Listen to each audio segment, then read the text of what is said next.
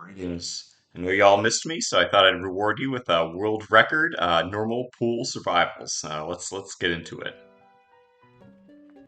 This is a fun category. I've kind of been on an IL survivals binge recently, and put about 650 resets into this, but probably only about 100 to 150 actual attempts.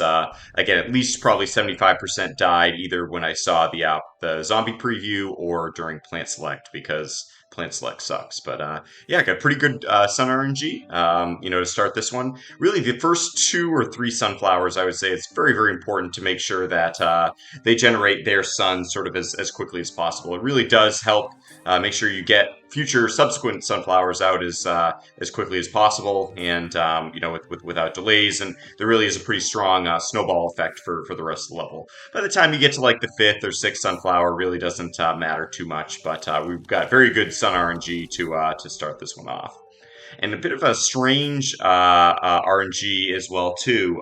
With this particular zombie, we had to squash him, and in sort of after with the first three zombies being in the top two rows, I got fairly lucky in the fourth wave here with both zombies appearing in the bottom row. The advantage of that is that we basically are going to get two mower values as well, and particularly in this case because the bottom row is faster than the fifth row, we get them on separate subsequent waves, which could definitely be very helpful. I really found sort of the sweet spot was to get 12 sunflowers out, and sort of while always making sure that your squash and your potato mine were on cooldown, and then getting the gloom out from there. I found that was sort of the best way to try to make things as consistent as possible. It is possible that you can lose your gloom shroom here, but again, when you're going for IL attempts like this, you gotta take a little risk, and just kind of hope for the best. And then really, it's just making sure that you get it protected with a pumpkin, and getting the rest of the sunflowers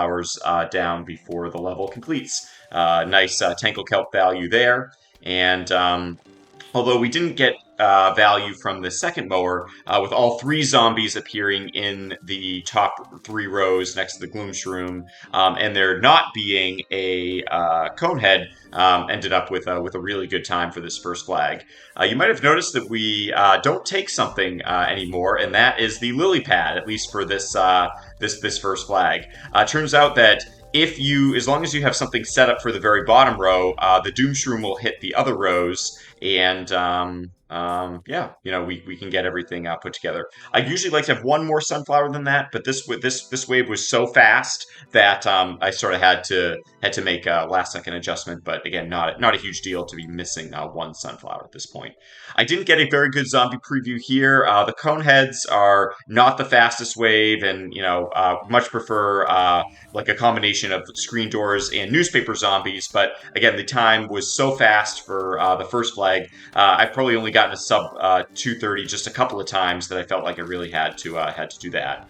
Really felt like we had excellent value here with the cherry bomb, and I made a small mistake here because the squash was on cooldown. I sort of thought I wouldn't be able to get value out of it for this row, and got a triple Conehead wave. So again, this wave was definitely a bit slower, and I got a pretty bad 50% rule as well. And then sort of to boot it off, didn't get a lot of value with the squash anyway on the very next wave. So a couple of slow waves here probably cost about 5 seconds, but again, I feel very ahead when it comes to sun production and repeaters and things like that, and ended up actually getting a slow wave here as well. Just the screen door and Conehead are not sort of the fastest that we could have, so ended up being sort of a less than ideal second flag. But again, kind of proactively getting a magnet out, and again, maybe arguably a slight mistake here. Probably just should have used a squash rather than the cherry bomb there. But again, feeling pretty good about sort of where we're at in terms of the positioning, the setup,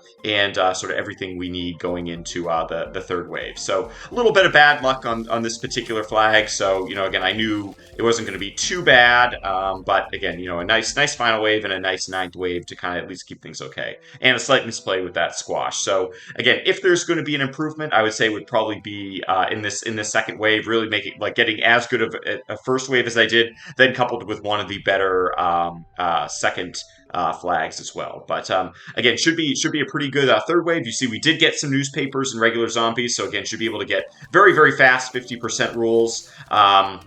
Again, you can see really no squash value there at all, but not too worried about that. The one thing to be careful for with these ones are the dancer zombies.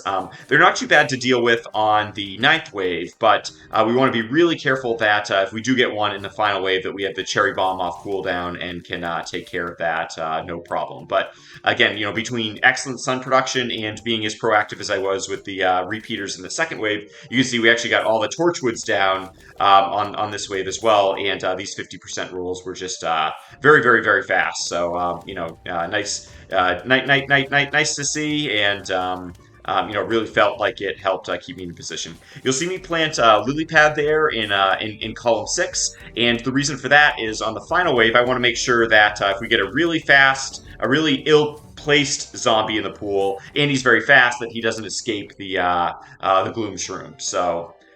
Just really trying to make the most of what we can there. You can see I actually picked the cherry bomb, thinking, all right, I really have to blow up a dancer if it comes. I was pretty lucky that one didn't.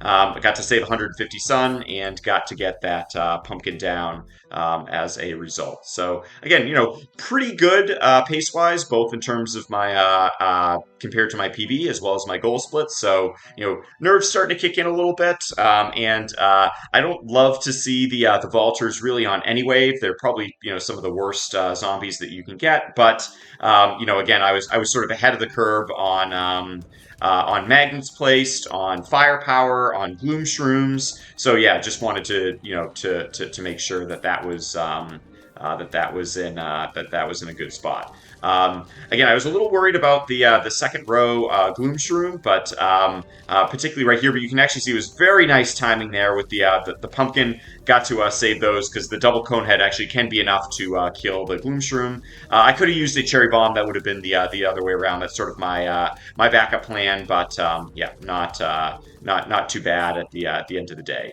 You also see that I start to put some extra repeaters in the top and the bottom row. Again, that's really to try to make sure that I can kill the dancer or the pole vaulters as quickly as possible, and that try to get them to prevent doing their jumping and getting those invisibility frames as well. You can see I had a little bit unlucky there on that wave.